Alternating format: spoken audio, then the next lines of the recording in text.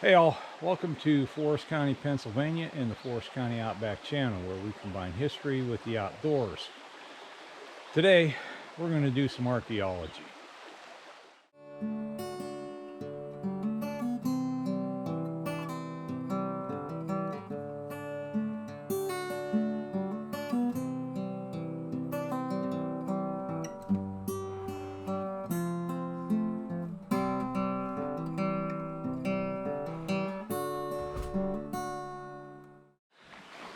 Now a year ago we were here at Clear Creek State Park and we did a video on the archaeology dig at the blacksmith shop. So we're here today to do an update.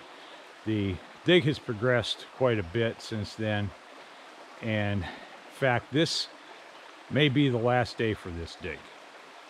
So we really wanted to get here to do an update. This is Forest County Outback number 48. The dig at Clear Creek, the final day, with a question mark.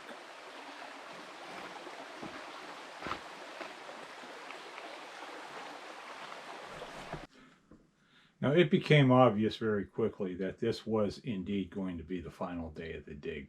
So what we're going to do is show some of the things that are done to wrap up a dig and our conclusions and some thoughts, mainly from Amanda Volko and Brian Fritz. They're the archaeologists who conducted this dig over the last 20 years.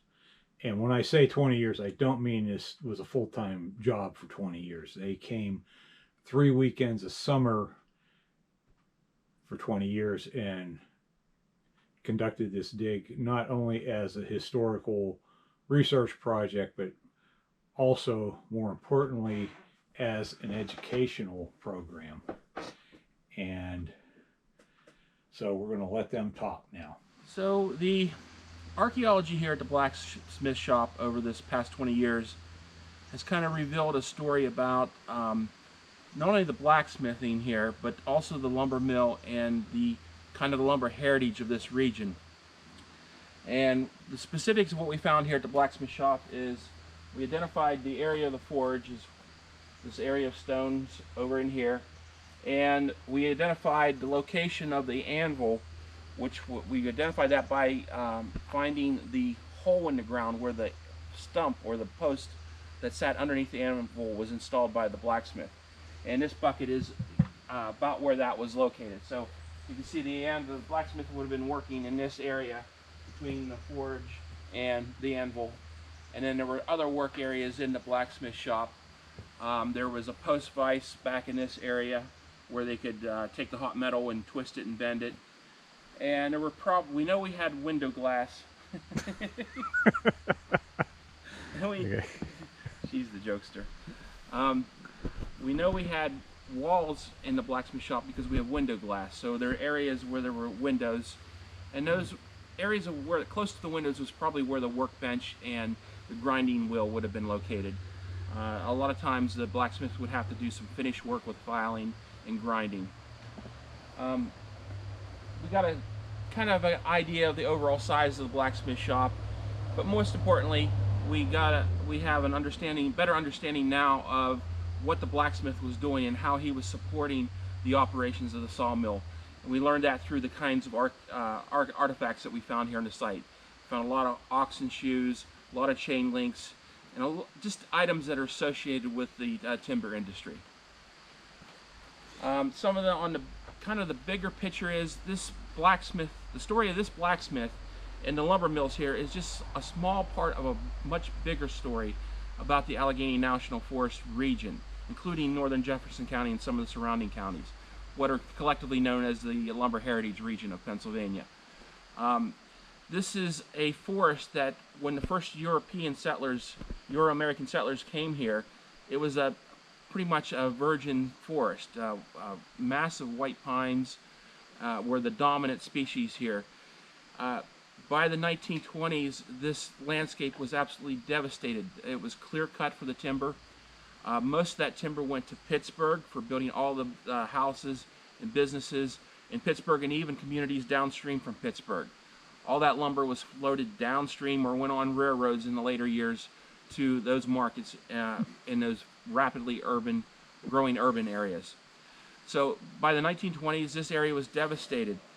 And that's when the federal government and the state governments stepped in, because this area was, because of the devastation of this forest, the streams were swollen with the waters that were shedding from this landscape. The trees no longer captured the water, and that was causing flooding down in Pittsburgh and lower communities, serious flooding.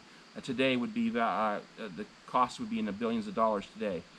So by gathering up these lands and creating the Allegheny National Forest, this landscape was restored and renewed by many organizations who worked on this, including the CCC boys who planted a lot of the trees and built a lot of the state parks and roads and so forth in this area.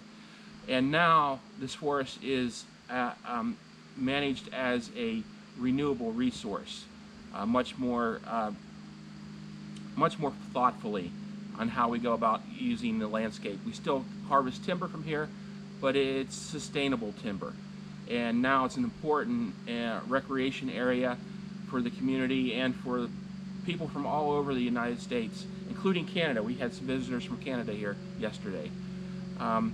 So it's gone from a virgin forest to an industrial forest, and now to a sustainable forest that supports many activities today. So I'm standing here next to the forge, the stones or the remains of the forge, and one of the questions we had going into the excavation is, what did the forge look like? How was it constructed? And we were hopeful that by excavating it we would be able to determine that.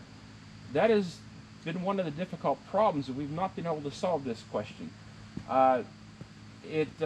We had an expert on blacksmithing here yesterday who worked in blacksmithing and has done blacksmithing for historical blacksmithing, and he doesn't fully understand what we're looking at, so neither do we. We thought initially that these stones might have been the original base stones of the forge, and that the other bigger stones had toppled off, but that would put the forge pretty far away from the anvil, and our experts thought that that was just too far. The bucket here represents the location of the anvil, and that's a good, that's a good 5-6 feet. So that's pretty far to go with your hot iron. Usually the anvil is much closer to the forge. So the question is, which stones are out of place and which ones are in place, and it's hard, just looking at it and examining it, it's hard to make that determination.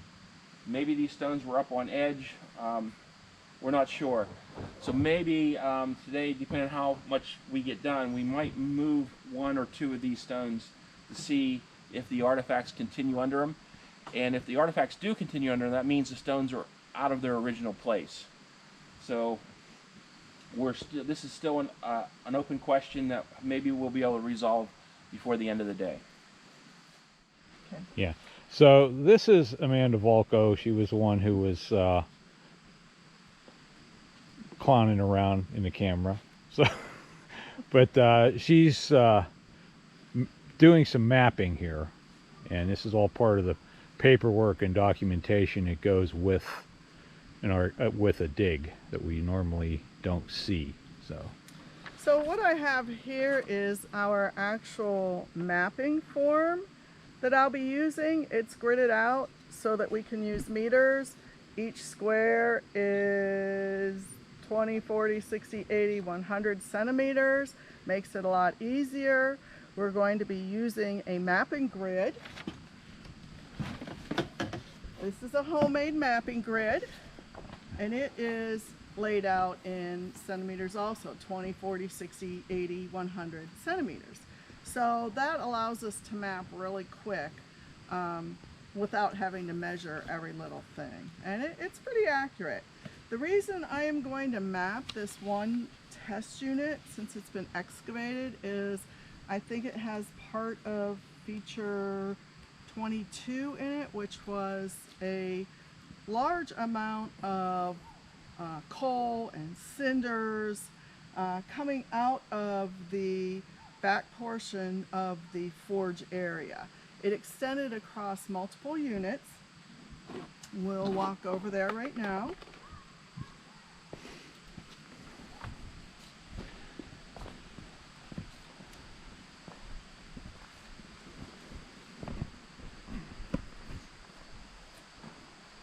But this large amount of coal and cinders came out of between the two large rocks and just spilled out through these units all the way down here to the edge of the excavations. So it would hopefully give us a clue as to the forge area, what the blacksmith was doing, what activities were going on, and where within the site they were happening. So basically, with this mapping technique, all you have to do is lay the grid down, and the portion I'm interested in that I'll specifically be mapping is right along here and here and here. It was a little bit deeper, and that's where a large concentration of that coal cinder conglomeration was.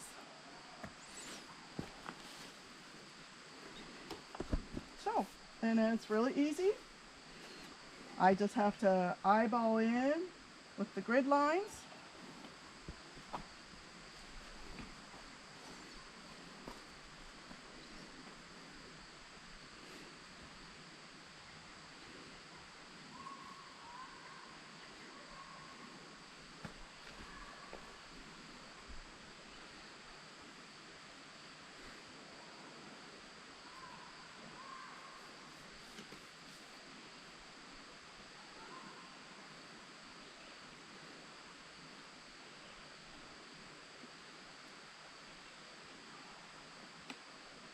Okay, so that's pretty much it because that's what the area that I'm interested in.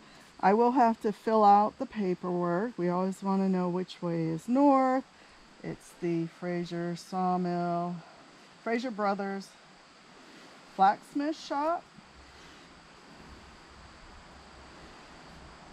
Oops. And the paper documentation is very important. Since you destroy the site as you're digging it, all you have left are the photos and the actual paperwork that was done on site during the excavations. Okay, one of the problems we had here was determining where the back wall of the blacksmith shop was, and we came across a few clues right here. Okay, so if you want to point out what's what here. Okay. Right here we have a metal stake that has actually been pounded into this tree root here. Let me put a little white arrow in case you can't see it.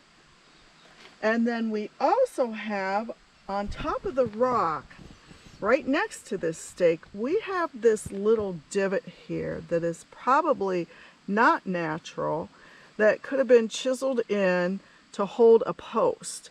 It's not very big. You can see my measurement there. It's probably about 12 centimeters long, maybe 13, and a little under 10 centimeters wide, maybe about 8 centimeters wide.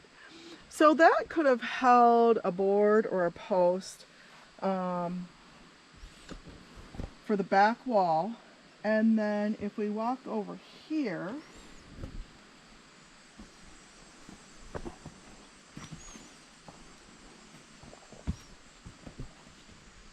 we have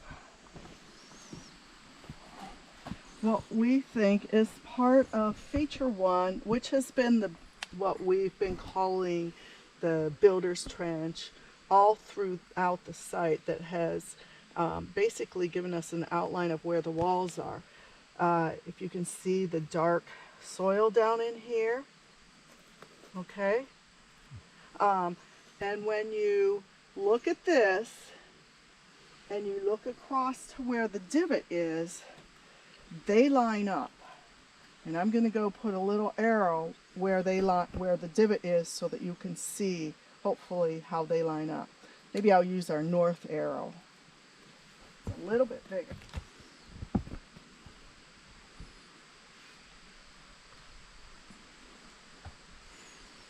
So, that gives us another clue as to where the back wall of the blacksmith shop could have been. The divot is to the north or to the right of the north arrow there. This is an instrument called electronic total station. It's a surveying instrument that has an onboard laser that measures distance, and then it also measures the vertical and horizontal angles. And once I set up some datum points, some known points, then I can shoot a location anywhere within sight of the instrument and get a three-dimensional location of that point. So you can do a 3D model with this? Yes, I can model the landscape in 3 dimensions. So every point has an X, Y, Z coordinate. So not only the horizontal position, but also elevation. So I'll be able to tell every point I shoot today, I'll be able to tell how high it is. Okay.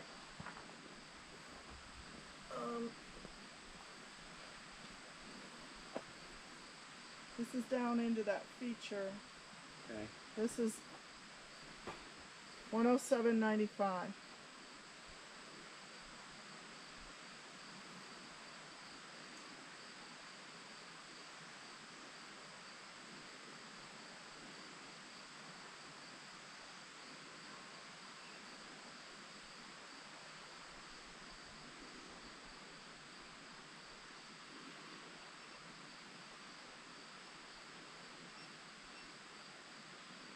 Did you get it yet or not? No, not yet. All right, hold on.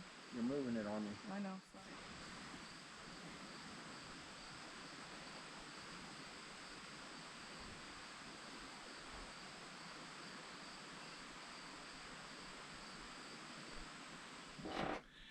Gary Gilmore is a retired state forester and a blacksmith, and he lent his knowledge and expertise in blacksmithing to this project way back in the beginning. And he showed up on the last day here to help us figure out the answers to some questions we had about the forge area and the blacksmith shop in general. So that's what you're going to see in this next clip. Yeah.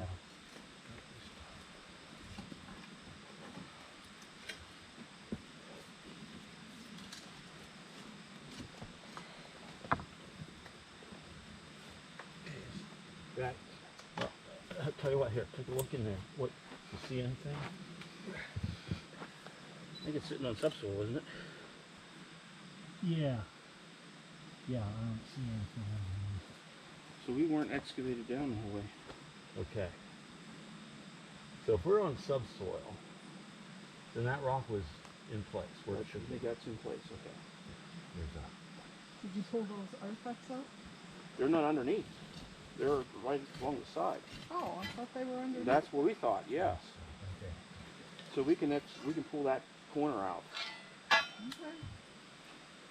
Well, that was one other thing we had to do today. Yeah. Okay. That's interesting. This is level with this, so, and almost level with this, so. Is the pin still? Did you- No. That's level, so it's like, ooh, okay, maybe they're all where they're supposed to be. Could have been would they have needed something that large? No. Now there could have been a chimney on here at some. Yeah, but chimney would be in the back. Yeah. So chimney would have sat Right here. here, yeah.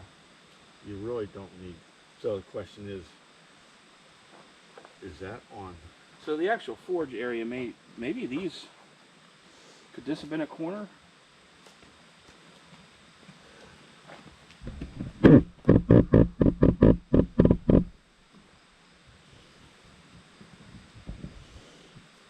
And maybe the pan, the actual forge is right in here. Yeah. And that's just That's a that- structure that support could the be. whole thing. Yeah, we have the forge right about here, Okay. because the anvil's right there. So yeah, I mean that could have been tied to this. And, Anvil's right here where the blue bucket is. yeah. Well, over a little. No, it's been moved. Moved. It was right about. Right about there. Right about here. Yeah. Okay, that's a good. Could have been in the corner of the corner. And that would have been the whole. Why? You know, they stone. They weren't cutting that thing. Yeah, they didn't do any work to cut stone. No, it didn't. They just gathered up whatever. We don't know we're missing the whole top of it, so Right. maybe right. maybe this was just the base and actually the forge was just smaller on top. I will buy that. 'Cause that definitely was down on Yeah. what we call virgin earth Yeah. or whatever. Yeah. There's nothing. Okay.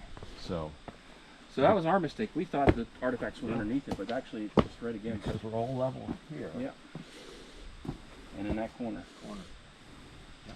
I like buy that. I like that. So I could buy that very easily. and maybe the floor was actually, up. Well, we saw artifacts. I think this was the floor where I think we're you're on it. I think we're on the floor. Yeah, I do too. And that in there, that little divot in there was where all that stuff from Yeah, Picture so- was coming out of. There would have been a cast iron plate. Yeah, What do you call that piece? Forge pot. Forge The pot. pot. The The forge pot pot would with have the been right in tweer here. would Yeah. have been there. Okay, well that makes sense with all that debris underneath Could- it, right? Yes, the it would. tweer have come in through this crack in the rock? It would have been a pipe Higher, bigger? about Okay. that big. It probably would have been up higher. Bellows, yeah, it would come in. Let's see if ours was. It'd be coming in right about. Okay. Would it come in Could- an angle? Could the bellows have been back here? Yes. The bellows, they generally were trying to forge out of the way. So they could have been either off the side or be. Now, ideally, see, if you're right-handed, you would be working the bellows here. The bellows would be kind of Well, they'd be facing against. this If way. this was against the wall, the bellows would be over here then. I would, if this forge pot, I would put the bellows more in here.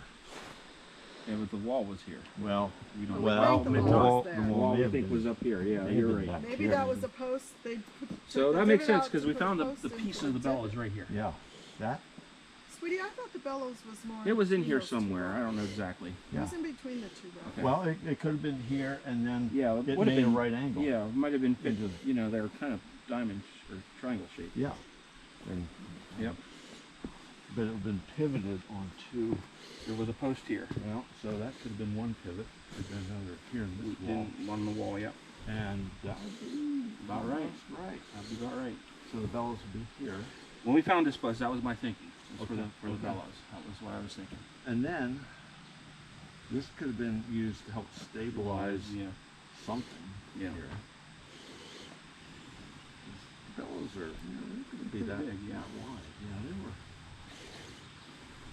And funny, they left, Put your flashlights on. well, they left the bellows here. Yes. Well, at least part of it. We don't know how much. So- We don't know how much rotted away. But it was Well- pieces of wood with leather Yeah. nailed to it, and Yeah. then copper rivets between the pieces of leather. Because 1870 by 1890s, They're probably they're going there. easy. Yeah, those things would be mass produced. Yeah, we had a set of bellows on the farm. All right, so since this is the last day on this dig and it's closing down, we're gonna get some closing thoughts from Brian and Amanda since they've been working on this since the beginning.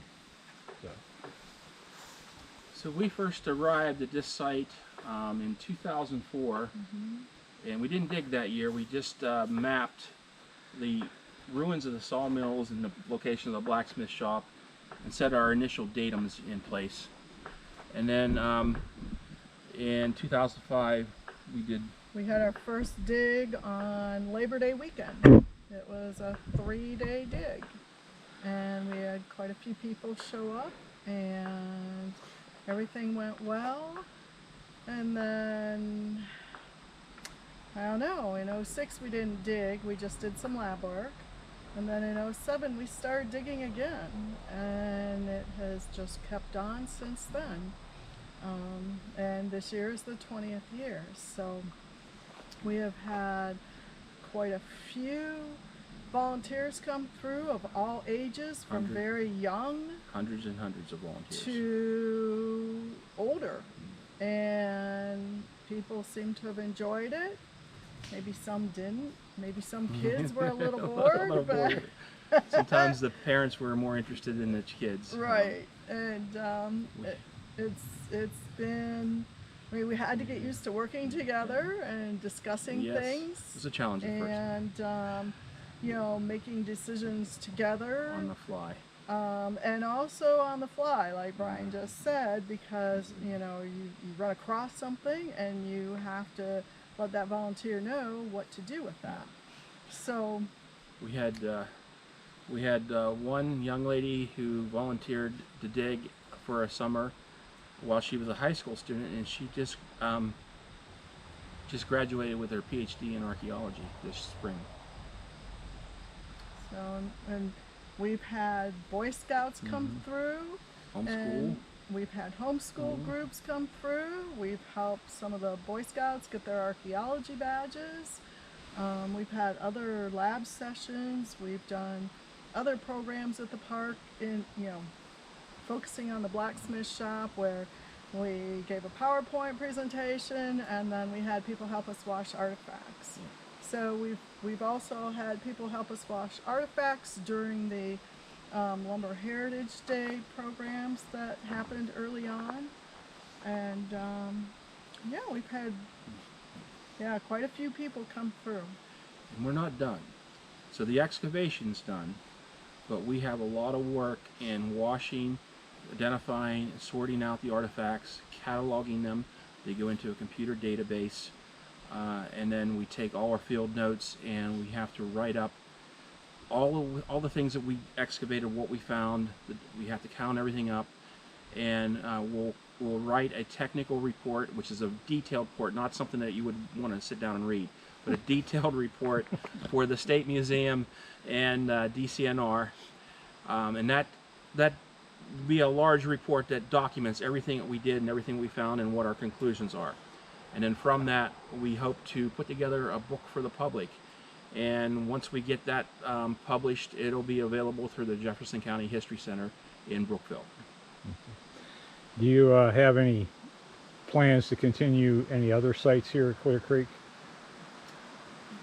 Not really. At this point, no, but we will leave that open. Yeah. There are other aspects of the sawmill that Yeah. could be excavated. Yeah. I think this kind of education is really important, and Besides teaching the archaeology, we also give every visitor to the site and every dig participant, we give them a little introductory tour. Brian talks about the sawmills, you know, where they were located, because the blacksmith shop is located very close to where one of the sawmills was on Clear Creek here. And so we do go into the history of this area and the lumbering history. Environmental history as well, like Gary's doing the tree cores today.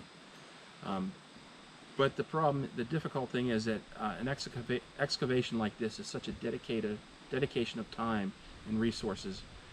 I don't know we'll live long enough to do another excavation like this. And we definitely want to focus on getting the results done and tabulated and reported. That's as important as doing the excavation, is reporting the results. We hope to, when we look at the artifacts, we'll look at where the artifacts are coming from. Maybe we have window glass from two sides of the blacksmith shop, but not the other two sides. So with that, we can sort of pinpoint where the windows were in the shop. We have the location of the anvil. We have the location of the forge, so we can show where his work area was. We don't have a lot of domestic artifacts like plates and cups and that kind of thing, but we do have some crockery. We do have a few pieces of whiteware, and we have some vessel glass. Whether it's a bottle or what it was, we're not sure. They're too small to determine. But we also have a few personal items, like we have some pipe bowl fragments, a smoking pipe. We have a belt buckle. We have a button. So maybe these came from our blacksmith. We don't know. And that's one of the important aspects of doing archaeology. Our history books are generally written by people of wealth and prominence, and you can't find a history book that talks about the lives of the common people who lived and worked in a forest setting like this. So the archaeology is kind of the history for the forgotten people.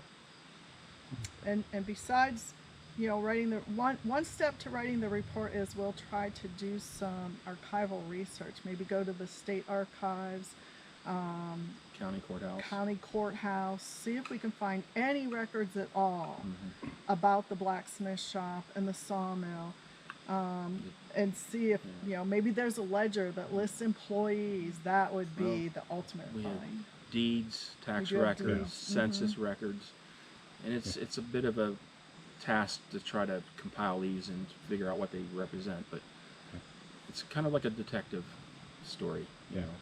Yeah, piecing together a puzzle. It's always great when you can put in not only a name but a photograph and some personal history on the people who worked on these sites and that. So, I guess we thank you for your time and effort, and hopefully we'll be doing some other projects in the area.